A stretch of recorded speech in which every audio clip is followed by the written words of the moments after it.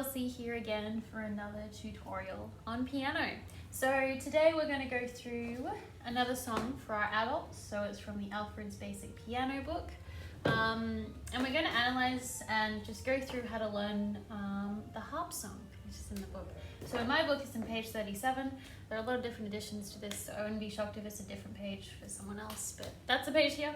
So what we're going to do is have a look at the chords within the song, how they're being played, how we can read them, and then we're going to have a look at our pedaling. Pedaling is a really fun thing in piano, but it's really easy to make little mistakes. So it's quite easy to, have the wrong kind of technique when you're playing the pedal. So we'll talk a bit about just how to start off, and this is a great piece to do that with, I think. So, starting with the harp song. So if we have a look through the piece, the first thing you want to do is have a look at the key it's in. So at the moment we can see it's based around G major. And from there we have a look at our time signature. So our time signature is 3/4 time, 3 crotchet beats per bar. In the first line we can see it's all surrounding our G major chord. So you've got your G here, which is obviously a wonderful indicator to show you what that what the chord surrounds. But if you have a look, if you play your G chord, blue, blue, blue, blue here, okay, and then you can have a look in that first bar there, it's just your G chord broken up. So it's actually what we call a broken chord, okay? So a blocked chord, or you could also say a chunked chord, is when you play your chord all at the same time, okay? But a big characteristic of the harp song is to play it in a broken chord, as a broken chord way. So we go through that. If we have a look, the first line, it's all a broken chord of your G major, okay? And then we go into our second line and we can see a lot of F sharps, okay? And you can see in the top there, it's actually got a D7. So it's your D7 chord, an F sharp, a C, and a D, all at separate times. If you can play the chord, I feel like that's a really good way to practice it as well, is to play the chords as you're learning it. And going back, and going back and forth. It's just a really nice way to really get the idea of where your fingers have to be placed, where they have to sit, where you have to move to. And then we can change it and go, all right, now I can start breaking it up now that I feel comfortable with where I'm going.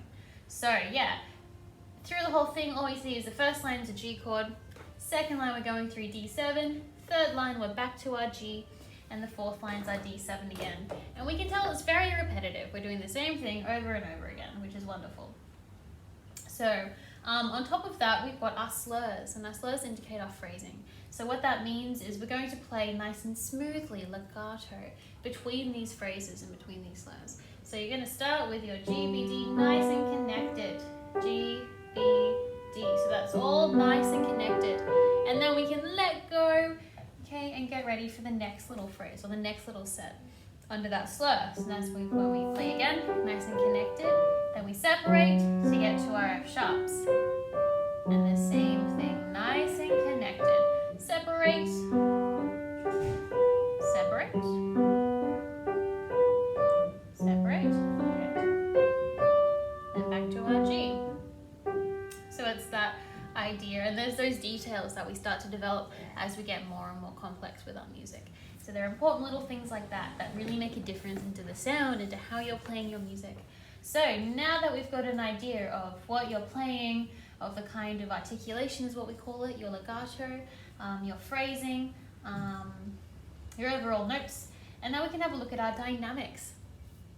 So it's got an MF and then a little hyphen and a P. So what that means is that you're going to play MF, which is mezzo forte, moderately loud, and we're going to play that all throughout the piece, okay? And then we've got a little repeat sign at the end here, which means to go all the way back to the beginning, and the second time round we're going to play the whole thing softly, which is kind of nice, okay?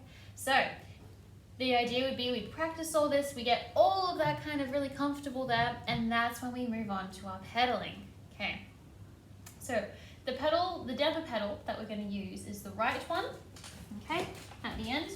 And what you want to do is have your heel on the floor at all times. We don't want to use your whole leg lifting up and down because that can be quite uncomfortable and it can cause a bit of tension and you get pretty tired after a while. So it's not an ideal habit to get into. So you always want to make sure your heel's on the floor, that kind of the ball of your foot is the one resting on the actual pedal, okay? So there's not too much pressure, usually it'll sit there, and you just lift it as we go. And the idea is that you actually play and change the pedal as you change your chord, okay? Because that's where it gets a bit muddy, and that's where you need to have that clarity between your chords and between your sound. So the idea is to play, you lift the pedal, you're gonna play the note first, then we put down the pedal as you're holding that note. Okay, so eventually it'll be quite a quick action.